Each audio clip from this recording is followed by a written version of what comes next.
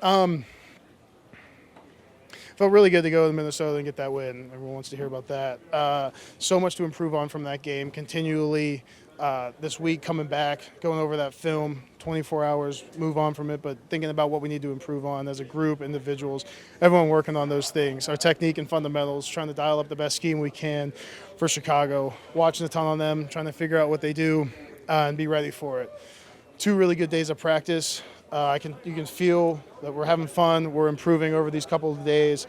Personally, just working on the things I always try to work on. I've talked about it numerous times, my technique, my fundamentals, getting everyone on the same page with communication, something I'm glad we did a good job of in Minnesota. So, yeah. Robert, how was it with Dave, his first game calling plays? He's on the sideline. You're such a big part of that with protection. Just how did he operate for a guy that hadn't done it yet, I thought he did a great job. I thought our plan was great. I thought the way he called it was great. What I love about Dave is he's super calm and confident on the sideline, very encouraging, never too high, never too low, just ready to move on to the next play and get us in the best position to win. How long do you think the communication was on the line in that environment for you guys? In that environment, I think it was about as good as it could get. As hard as that is, to be out there and have to scream to both sides every play. You scream and you can't even hear yourself. Like, that's how loud it is.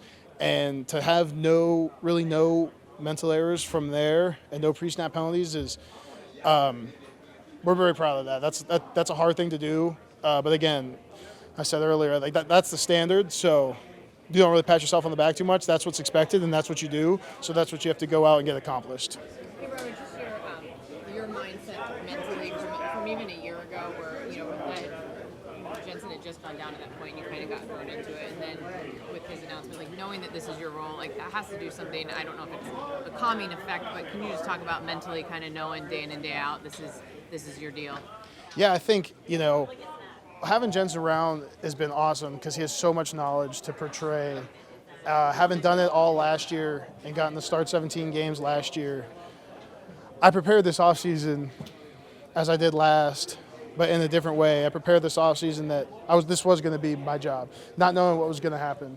So by taking those 6 months of preparing for this, I was ready to step into the role and to take charge of the role. And but yeah, it's a different level after playing a full year. You feel different.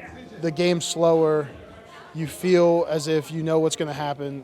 So when you prepare the right way, you're ready to go on Sundays. What is it like having your OC down there on the sidelines? Because that doesn't happen all the time and everywhere.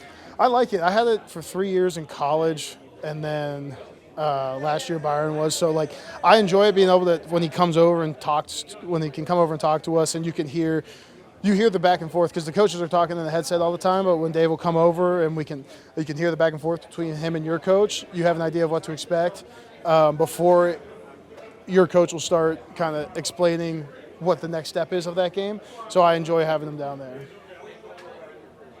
Cool. Thanks, guys. Thank you.